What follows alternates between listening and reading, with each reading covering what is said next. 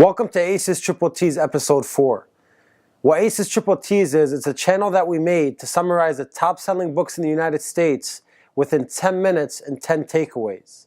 It was a channel that we made for you to take all these concepts that the book is trying to tell you, and instead of you wasting your time reading that book, you're getting all the same value within that 10 minutes. Today we're going to be going over the book The 10X Rule by Grant Cardone. Personally, one of my favorite books out there. It's a major concept of taking 10x the action instead of 10x the talking on everything you want to do. Once you reach a level of 10x success, you stop getting sidetracked by anything else because all you're thinking about is your actions and how you're going to get to your goal. Why go to the gym once or twice a week to get sore and never see improvements? Why diet 1 or 2 days when you're never going to lose weight? Why work a 9 to 5 when you could run your own company? It's about a domination mentality. Why cut your grass and make it look good once when it's going to grow back and look ugly again? It's about how to create habits and persistence on everything you want to achieve and accomplish in your life. It's time to stop being average and it's time to join the 10X world. Takeaway number 1, always be over-prepared. In the 10X rule, it talks about if you march into any battle without the proper troops, ammunition, weapons, you're going to fail. You have to be prepared to take over the area and keep the area for good.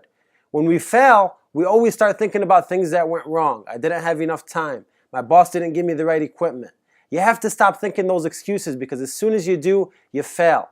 The only reason that you failed is because you weren't prepared enough to do the action that was required. So the next time you have any action or anything you want to accomplish in your life, always think 10x the preparation of your regular 1x things that you used to do. Once you start doing this, excuses go away and you'll notice that everything you want to do, you're going to spend so much more time being prepared that once it's time for that thing, you're going to have no more excuses left to give because you gave it your 120% all. Think about the last thing you ever tried to accomplish in your life that didn't go right. How prepared were you? Did you study for 1 day? Did you practice for 2 days? Why not practice for a week? Why not study for 10 days? If you're in sales, instead of making 2 or 3 sales calls a day, make 30 sales calls a day. That's a 10x preparation we're talking about. Think about your next goal and think about ways that you could become 10x prepared for whatever it is you're trying to accomplish. Takeaway number 2, what does success really mean?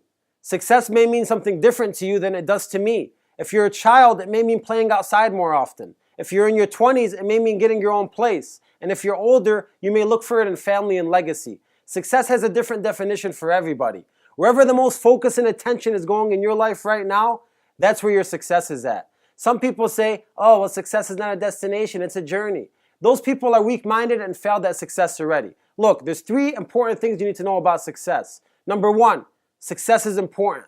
Number 2, success is your duty. And number 3, there is no shortage of success. I could have success while you could have success, and it could be happening all over the world. Listen, success is not everything. Of course it's not everything, but it's vital to get you to your goals. Quit caring for long enough and lose forever. Never forget about success again. Takeaway number 3, when you stop waiting for success and start chasing success like it's your ethical duty to you and your family, that's when you're going to reach success.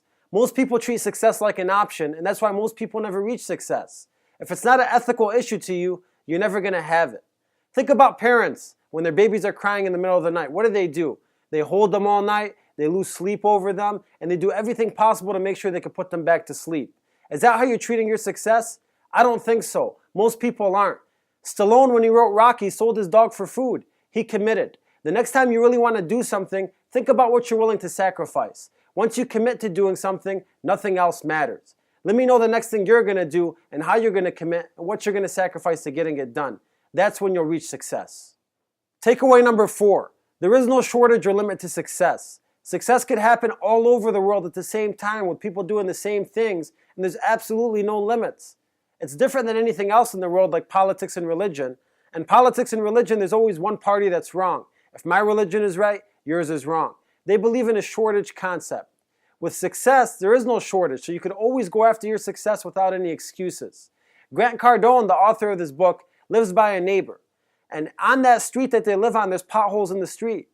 That neighbor was complaining about the potholes and saying that Grant Cardone should be paying for those potholes because of the money he makes. That's a shortage concept. Make somebody pay because of how successful they are. Google never stopped Apple. Apple never stopped Microsoft. All these big Fortune 500 companies, didn't believe in any shortages. They created success while the same kind of companies were creating their own success. Listen, success could happen everywhere. So the next time you say that it's not your time for success, know you're wrong and know that the time is now. Takeaway number 5, don't be a little bitch. Crybabies and victims don't do well at acquiring success. People that succeed are required to have big responsibility that stems from big actions. It's impossible to do something positive when you're complaining and being negative about it. Successful people hate the blame game. For example, if the electricity goes out in your house, instead of complaining to the city and complaining to your spouse or your family, oh, why is the electricity out? Why is the electricity out? Why not increase your responsibility and take blame for the situation? Next time, have a generator. If you had a generator, the electricity won't go out. Successful people are constantly thinking like this. Here's another example. Let's say you get into a car accident, and then you blame it on the car in front of you.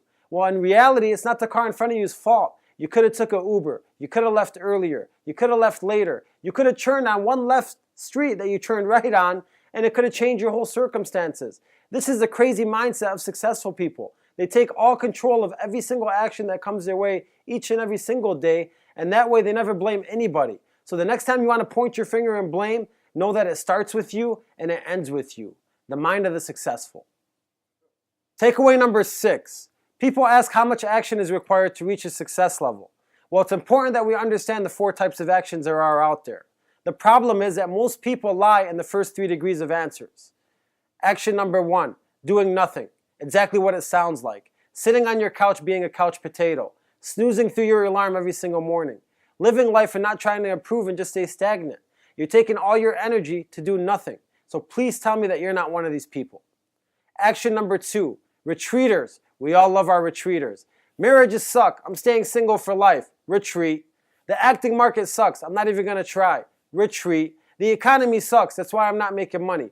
Retreat. Listen, if you know anybody that's a retreater or you're a retreater yourself, make sure you listen to this takeaway twice and know that all you sound like is a nagger and a loser. Action number 3, doing normal, being average. This is where the most people lie in, and society sucks us in to think that this is the norm of our society when it's really not. People that do average are making $30,000 to $60,000 a year, while the wealthy are making 10 times that. Think about this. If you ever heard a commercial that said, this average weight loss pill will get you to be an average size and make you look like an average person, would you buy that weight loss pill? Definitely not. Stop doing average. And action number 4, the 10x action, taking massive levels of success. Think Kobe Bryant, Ray Lewis, Beyonce, 50 Cent. These are people that lost sleep and didn't eat for days to get to their success. This is the type of level you want to be at. Warren Buffett, the millionaires, the billionaires. This is where they're at. They're at the 10x action for everything they do.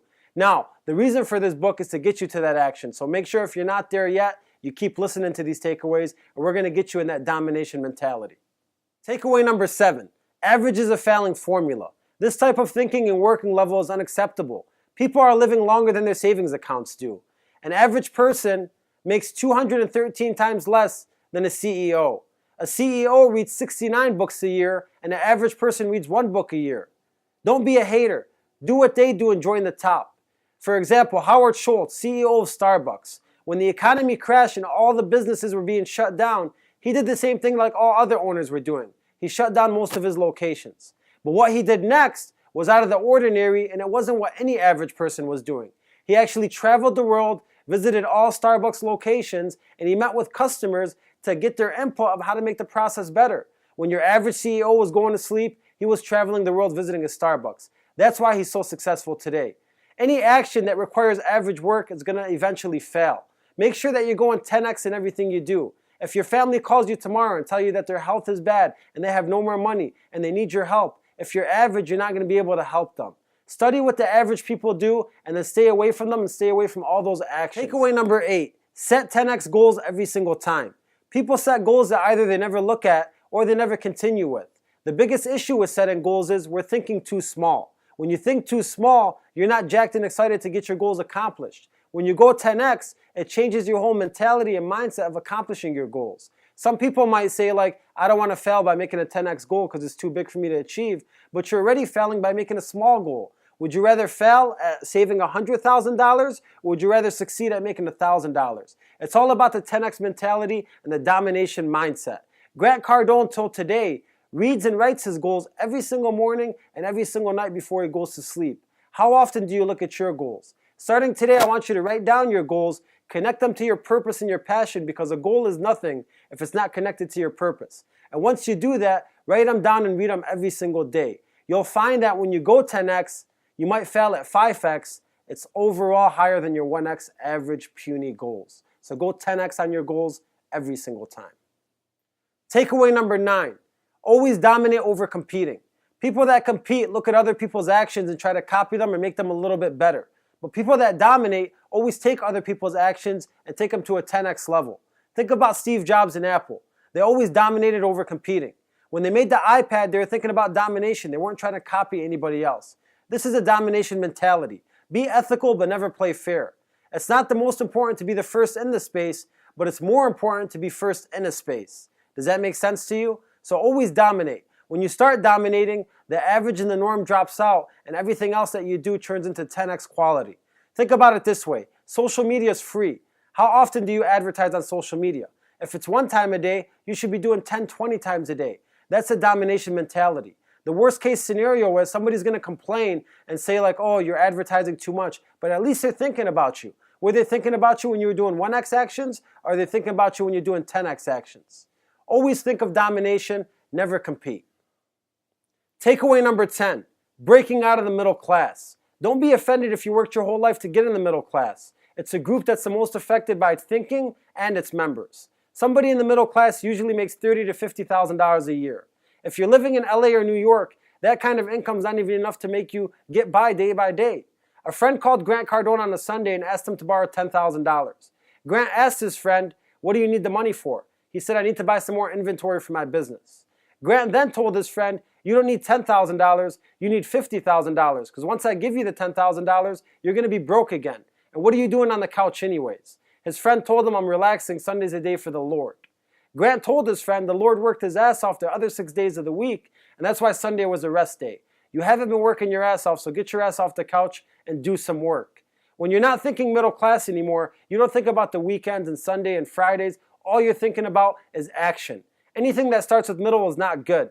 The wealthiest 5% of people in the world own $80 trillion. So what does middle class really mean to you?